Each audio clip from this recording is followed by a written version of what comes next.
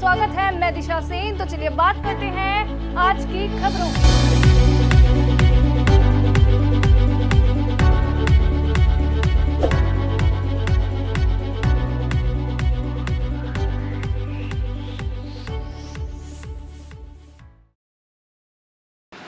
नमस्कार, BVM news में आपका स्वागत है। मैं हूं ममता बघेल। चलिए बात करेंगे खबरों की। बीती 25 अगस्त को नौकरी लगवाने के बहाने योगेश नाम के शख्स ने पीड़िता को बुलाया था पुलिस कमिश्नर ऑफिस में। उस वक्त हड़कंप मच गया जब एक महिला ने खुद पर पेट्रोल डाल आत्महत्या की कोशिश कर ली। महिला अपने साथ पेट्रोल की बोतल लेकर आई थी और देखते ही देखते खुद पर पेट्रोल डाल सीढ़ियों पर भागने लगी। गनीमत रही कि समय रहते पुलिसकर्मियों ने महिला के हाथ से माचिस ले बड़े हादसे को होने से बचा लिया, लेकिन पुलिस कमिश्नर ऑफिस में इस घटना ने हड़कंप मचा दिया। वीडियो में आप साफ तौर से देख सकते हैं कि कैसे महिला ने इस पेट्रोल की बोतल से खुद पर पेट्रोल डाला और कैसे सीढ़ियों पर भागने लगी। वहीं एकाएक हुई इस घटना से पुलिसकर्मियों ने इस मामले पर पर्दा डालने का भरसक प्रयास किया, लेकिन तब तक ये वीडियो आग की तरह वायरल हो चुका था। ये क्या हुआ था यहाँ पे? ये लड़की आई थी बाहर से। हाँ। तो अंदर गई। हाँ। रोने लगी बहुत बुरी तरह से। कहने लगी कि मेरी कोई सुनवाई नहीं हो रही। देखो चौकी के तो मुझे पता नहीं जी भाई साहब। अच्छा, कोई बात क्या बोला ना। आज एक 28 वर्षीय महिला पर सिविल लाइन थाने में 190-309 IPC में केस दर्ज किया गया है। महिला ने कमिश्नर ऑफ पुलिस ऑफिस आकर के अपने आप पर पेट्रोल छिड़क के आत्महत्या का प्रयास किया है। इस महिला ने विमेन पुलिस स्टेशन सेक्टर 51 में 71 नंबर FIR। फरीदाबाद के जोगपुर गांव में सरकारी स्कूल के ग्राउंड पर गांव के ही कुछ लोगों द्वारा कब्जा करने की शिकायत लेकर गांव के लोगों ने बल्लभगढ़ की SDM से मुलाकात कर कब्जा हटाए जाने की मांग करते हुए शिकायत सौंपी, जिसके बाद SDM ने ग्रामीणों को आश्वासन दिया कि वह जल्द ही गांव के स्कूलों का दौरा करेंगी और किसी भी कब्जे को नहीं रहने दिया जाएगा। गांव के स्कूल की जमीन पर कब्जे की शिकायत को लेकर पहुंचे ये लोग फरीदाबाद जोगपुर गांव के निवासी हैं। बता दें कि जोगपुर गांव के कुछ लोग एकत्रित हुए और गांव के सरकारी स्कूल के ग्राउंड पर गांव के ही लोगों द्वारा कब्जा करने की शिकायत लेकर बल्लभगढ़ के SDM से मुलाकात की और इन्हें शिकायत पत्र सौंपा। लोगों ने बताया कि उन्हीं के गांव के कुछ लोगों ने स्कूल के ग्राउंड पर अलग अलग तरीके से कब्जा किया हुआ है, जिसके चलते उनके गांव के बच्चों को खेलने की जगह नहीं मिलती। उन्होंने बताया कि हालांकि उनके कब्जे टेम्परेरी हैं, जिन्हें आसानी से हटाया जा सकता है। उनके स्कूल की जमीन से कब्जा हटवाकर स्कूल को कब्जा मुक्त कराया जाए। कब्जा कर रखा है कि वैसे तो मकान नहीं है, लेकिन यह है कि उसमें थोड़ा बहुत मतलब कोई किसी ने मतलब को उपड़ा लगा रखे हैं, किसी ने अपनी भैंसों की कूड़ी बना रखी है। बस वो अगर उसको हटा लें तो एक उसमें स्कूल में मतलब गंदगी अच्छी ना लगे जी। पूरे स्कूल का जो मैदान है बच्चों का खेलने का, उसके अंदर जो है ना बोंगे बटोड़े इस तरीके से जो है ना वो कर रखा है। भूसा वूसा कहीं चारा कहीं जो ना औरतें उपले थापती हैं, जिसमें हमारे बच्चे कभी भी आज तक उसमें ना कभी खेल पाते हैं। उसमें कीड़े सांप सपूड़े का भी डर रहता है पूरे टाइम। तो हम उसके जो ना उस कब्जे को हटाने के लिए मैडम को जो है ज्ञापन दे के आए हैं। बात करी जाए गांव की, जक्कीपुर गांव है। जक्कीपुर गांव में सरपंच की भी कुछ जिम्मेदारी बनती है। सरपंच अवैध कब्जा इस तरह का नहीं है कि वहाँ पे मकान वगैरह हैं। अवैध कब्जा यही है जैसे भैंस का चारा होता है, बटेड़ा बैमा वगैरह होता है, वो वहाँ पे रख रखे हैं। उससे हमारे जो बच्चे हैं बहुत परेशान हैं। नहीं खेलने की जगह है, नहीं कूदने की जगह है, ना ग्राउंड है। उससे हमारे बच्चे ये हमारे खेलने कूदने की सुविधा नहीं मिल रही है। इस वजह से हमारे गाँव के बच्चे बाहर ही पढ़ने जा रहे हैं। लेकिन ये चीज़ हमारी साफ़ हो जाए तो हमारे बच्चों के लिए हर खेल में हमारे जगह मिले, हमारा ग्राउंड बन जाएगा, उसमें हम ही कोई भी खेल खेल सकते हैं। इसलिए हम मैडम के पास आए थे विज्ञापन। गांव से आप भी चले मैं रुक करेंगे अगली खबर का। हरियाणा रोडवेज में चल रहे घाटे से चिंतित परिवहन मंत्री मूलचंद शर्मा ने फरीदाबाद के सर्किट हाउस सेक्टर 16 में फरीदाबाद व पलवल जिले के रोडवेज और RTO विभाग के अधिकारी के साथ बैठक की। बैठक में परिवहन मंत्री मूलचंद शर्मा ने अवैध रूप से सवारियां बिठा रहे वाहनों पर पूरी तरीके से नकेल कसने की हिदायत दी है। मूलचंद शर्मा ने कहा कि रोडवेज को बचाने के लिए सरकार ठोस कदम उठाएगी। बैठक में दोनों जिलों के SDM, रोडवेज महाप्रबंधक और ट्रैफिक मैनेजर भी मौजूद थे। परिवहन मंत्री मूलचंद शर्मा ने कहा कि रोडवेज के घाटे को पूरा करने के लिए सरकार ने टोल टैक्स बूथों पर टीमें नियुक्त करने की योजना बनाई है। हरियाणा रोडवेज और RTO विभाग के कर्मचारी टीम में शामिल होंगे। चेकिंग के दौरान मौके पर मिलने वाले अवैध रूप से सवारी बिठाने वाले वाहनों के चालान काटे जाएंगे और सवारियों को वाहन से उतारकर हरियाणा रोडवेज में बिठाया जाएगा। बैठक के लिए आपने आज रोडवेज और आरटी विभाग के जो अधिकारी हैं उन सबकी क्या मीटिंग का एजेंडा रहा है? जो भी इस तरह के अवैध जो वाहन जो सड़कों पर चले, जो लॉकडाउन में हजारों व्हीकल जो चले हुए हैं और जो हरियाणा रोडवेज को चूना लगाने का काम करें, जो बिना परमिट के बिना परमिशन के जो व्हीकल चले हुए हैं, आरटीए महकमे और जीएम रोडवेज ये जॉइंट इन ऐसे व्हीकलों की जांच करेंगे, धरपकड़ करेंगे और अगर इनको नहीं पड़ा रोडवेज महकमे का घाटा लगातार बढ़ता रहेगा। और जो रोडवेज के कंडक्टर ड्राइवर ये जान होती हैं और 18,000 कर्मचारी हैं, अगर इस तरह से ये चलते रहे अवैध वाहन तो रोडवेज को बहुत बड़ा घाटा होगा। इसलिए क्या है कि सबसे पहले हमें अपने ज़िले वाइज अपने पे बैरियर एक टीम बनानी चाहिए कि इस तरह के अवैध वाहनों पर लगाम लगाएं और रोडवेज को घाटे से उभारने का काम करें। कैसे कैसे टीम काम करेगी जिसमें? नहीं, इसमें जो भी बैरियर हैं जहाँ पे ज़िले हैं जॉइंट अपनी मीटिंग करेंगे भाई, अपनी मीटिंग करके जहाँ पे अवैध वाहन जाते हैं, जो बिना परमिशन के बिना परमिट की जो बसें चल रही हैं, इनकी हमने शिफ्ट वाइज ड्यूटी लगाई है कि शिफ्ट वाइज अपने जहाँ भी बैरियर हैं वहाँ इकट्ठे रहेंगे, इकट्ठे काम करेंगे और इस तरह की व्हीकलों को। चले भाई रुक करेंगे अगली खबर का। फरीदाबाद में देर रात प्याली चौक पर गाड़ियों के शोरूम में भीषण आग लग गई, जिसके चलते वहां मौजूद नई और पुरानी गाड़ियों में आग लगने की वजह से भारी नुकसान हो गया। कुछ गाड़ियां तो जलकर खाक हो गईं। आग की सूचना मिलने के बाद दमकल विभाग और पुलिस प्रशासन मौके पर पहुंचा और घंटों की कड़ी मशक्कत के बाद दमकल की लगभग 1.5 दर्जन गाड़ियों ने बड़ी मुश्किल से आग पर काबू पाया, लेकिन तब तक कई दर्जन गाड़ियां जलकर खाक हो चुकी थी। फिलहाल आग लगने के कारणों के बारे में पता नहीं लग पाया है।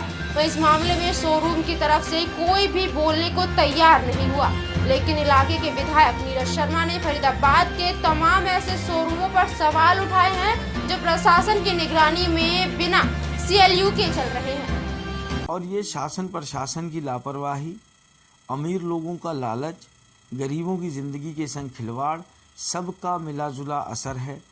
कई बार मैं सरकारी अफसरों से, शासन प्रशासन से कह चुका हूँ, इस शोरूम के बाहर हमेशा 150 गाड़ियाँ खड़ी रहती हैं कि भैया ये अगर जो एजेंसी चला रहा है अपनी गाड़ियों की खड़ी करने की जगह बने, रास्ता जाम ना करे। और दूसरा, इनको प्रशासन को, टाउन कंट्री प्लानिंग को गरीब का 50 गज का मकान नज़र आ रहा है। पीछे सरूरपुर में और कहीं में गया था, जो लोग रह रहे थे उसके अंदर उनको बाहर निकाला है। रहते लोगों के मकान टूटे हैं। ये ऐसे बड़े बड़े महल नज़र नहीं आते इनको। क्या कोई सरकारी अधिकारी इनसे पूछेगा कि इस एजेंसी के पास परमिशन थी, इसका CLU था, ये 1.5-2 हज़ार गज का प्लॉट है, इसने इतनी बड़ी बेसमेंट बना ली, उसके ऊपर 1 इंच जगह चारों तरफ खाली नहीं है। चले रुक करेंगे अगली खबर का। कोरोना महामारी के चलते इस बार हरियाणा में ऑनलाइन बाल महोत्सव का आयोजन किया जाएगा। इसकी जानकारी पत्रकार वार्ता करते हुए फरीदाबाद उपायुक्त यशपाल यादव ने दी। प्रेस वार्ता में DC ने बताया कि ऑनलाइन बाल महोत्सव में करीब 2.5 लाख बच्चे हिस्सा लेंगे, जिन्हें अलग अलग उम्र वर्ग में रखा गया है। 3 से 5 साल तक व 5 से 10 साल तक और 10 से 14 साल तक के बच्चे ही इस महोत्सव में भाग ले पाएंगे, जिसमें बच्चों को घर से अपनी वीडियो बनाकर वेबसाइट पर अपलोड करनी होगी, जिसके लिए वीडियो का समय और साइज भी निश्चित किया गया है। ऑनलाइन बाल महोत्सव में हिस्सा लेने वाले बच्चे 10 अक्टूबर से 10 नवंबर तक अपने हुनर की वीडियो बनाकर अपलोड कर सकते हैं। उसके बाद अपलोडिंग बंद कर दी जाएगी। इस पूरे ऑनलाइन बाल महोत्सव की निगरानी चंडीगढ़ मुख्यालय से होगी और फिर जीतने वाले बच्चे को भी उनके बैंक खाते में इनाम की राशि दी जाएगी। है जिसमें जो भी प्रतिभागी होगा वो अपना वीडियो शूट कर सकता है, कोई भी गतिविधि करके उसकी फ़ोटो खींच सकता है और वो इसको अपलोड कर देगा। अपलोड करने के बाद में वो इसका पार्टिसिपेंट के तौर पर इसमें होगा और रिजल्ट डिक्लेयर करने से पहले उस प्रतियोगी की जिस भी चीज़ में भाग लिया है उसको इवैल्यूएट किया जाएगा और उसके बाद उसका रिजल्ट डिक्लेयर किया जाएगा। लगभग कितने पार्टिसिपेट होने की उम्मीद है और टारगेट क्या रखा गया है? इसमें पहले एक तरीका ये होता था कि सभी स्कूल से बच्चे जो होते थे वही सिर्फ पार्टिसिपेट कर पाते थे और उसमें भी नंबर बड़ा लिमिटेड हो जाता था, क्योंकि एक स्कूल से एक ही टीम को भाग लेने की इजाज़त होती थी। अब की बार इसमें ना केवल जो बच्चे स्कूल के अंदर पलवल जिला रेड क्रॉस सोसाइटी द्वारा पुराना कोर्ट के परिसर में नशा की लत विषय को लेकर एक दिवसीय सेमिनार का आयोजन किया गया। सेमिनार के मुख्य वक्ता डॉक्टर मुकेश कुमार ने युवाओं को जागरूक करते हुए कहा कि मादक पदार्थों के सेवन से शारीरिक, मानसिक और आर्थिक नुकसान होता है। नशा हमारे समाज और देश के लिए घातक, इसलिए युवाओं को नशे से दूर रहना चाहिए और नशे के प्रति युवाओं को जागरूक भी करना चाहिए। इस पर युवाओं को नशे से दूर करने की शपथ भी दिलाई गई। इस अवसर पर वरिष्ठ समाज सेवी डॉक्टर बीवी कथूरिया, रेड क्रॉस सोसाइटी के प्रोग्राम अधिकारी महेश मलिक, सदस्य विक्रम सिंह, यात्री रितु सिंह तथा वॉलेंटियर भी मौजूद थे। सेमिनार के मुख्य वक्ता डॉक्टर मुकेश कुमार ने कहा कि युवाओं में नशे की लत लगातार बढ़ती जा रही है। हमारे पड़ोसी राज्य पंजाब में नशा लगातार बढ़ा रहे हैं। नशे की आदतों को नहीं छोड़ा गया तो हरियाणा प्रदेश में युवा नशे का शिकार हो जाएंगे। देखिए, हमारे समाज में नशा की प्रवृत्ति बहुत ज़्यादा बढ़ती जा रही है। पिछले कई सालों से हम देख रहे हैं कि निरंतर हमारा जो यूथ है वो नशे की गिरफ्त में जाता जा रहा है। तो अब समय की पुकार ये है कि अब इसको बढ़ाने की बजाय हमें घटाना है। हर स्टेप पे हम ये कोशिश कर रहे हैं कि नशे की तरफ हमारा ये यूथ जो है वो ना जाए। डिप्रेशन लोगों में इस सेमिनार का आयोजन किया गया है। इस सेमिनार का जो मुख्य उद्देश्य है, जो हमारा युवा वर्ग है नशे की लत पड़ चुकी है, उन्हें जागरूक करना है ताकि वो अपने समाज, अपने परिवार, अपने भाई बंधुओं को आगे जाकर अपना जागरूक करें और नशे से हम अपनी आने वाली युवा पीढ़ी को बचा सकें। इस सेमिनार में अभी तक 150 युवाओं ने हिस्सा लिया है और सभी युवाओं में एक उत्तेजना है कि आज तक उन्हें बात करेंगे सोहना की। सोहना पुलिस ने कोल्ड ड्रिंक में नशीला पदार्थ पिलाकर महिला के साथ दुष्कर्म करने वाले एक मुख्य आरोपी को गिरफ्तार कर लिया है। आरोपी का दूसरा साथी अभी पुलिस की पकड़ से बाहर है। पुलिस जिसकी तलाश कर रही है, आरोपी को पुलिस ने गांव सांचौली से गिरफ्तार किया है। आरोपी ने 1 महीने पहले अपने साथी के साथ मिलकर दिल्ली की एक महिला के साथ दुष्कर्म किया था। उसका अश्लील वीडियो भी बनाया गया था, जिसको लेकर पुलिस आरोपी की तलाश कर रही थी। पुलिस ने आरोपी को गिरफ्तार कर 14 दिन की न्यायिक हिरासत में भेज दिया है।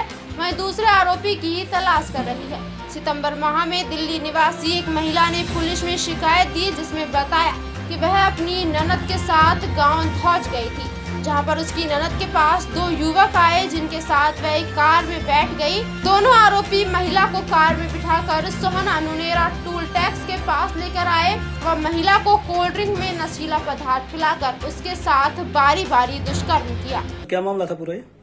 सर, ये मामला है कि आज से करीब 1 माह पहले एक मुकदमा दर्ज हुआ था। पीड़िता ने रिपोर्ट लिखाई थी कि मेरे साथ जो है साजिद पुत्र कमरुद्दीन और इसके एक साथी है इकबाल, उन्होंने साथ मिलकर के गलत काम किया था। तो इसकी इन्वेस्टिगेशन जारी थी। तो कल हमने आरोपी साजिद पुत्र कमरुद्दीन को गिरफ्तार कर लिया है और दूसरे आरोपी की अभी तलाश जारी है। बाकी इसमें छानबीन कर रहे हैं, जो सच्चाई होगी इस पर और आगे कार्रवाई की जाएगी। सर, इसमें आगामी आरोपी पे कार्रवाई क्या करिए? जेल भेज दिया या कोई रिमांड? आज कल इस आरोपी को साजिद को गिरफ्तार किया था। आज इसको 14 दिन के लिए जिला जेल बॉन्ड्स में भेज दिया गया है। दूसरे आरोपी की गिरफ्तारी के लिए चलो मैं बात करेंगे अगली खबर की। हरियाणा में कोरोना की महामारी फैलने की वजह से अभी तक स्कूल सही तरीके से नहीं लग पाए हैं। हालांकि सरकार ने ऑनलाइन व्यवस्था बेशक की है। इस व्यवस्था के बाद छात्रों की कक्षाएं घर पर बैठकर मोबाइल के माध्यम से लगाई जा रही हैं। बच्चों को डाउट क्लास के लिए ही स्कूल में आने की अनुमति है। अब बोर्ड बच्चों के लिए खुशखबरी लेकर आया है।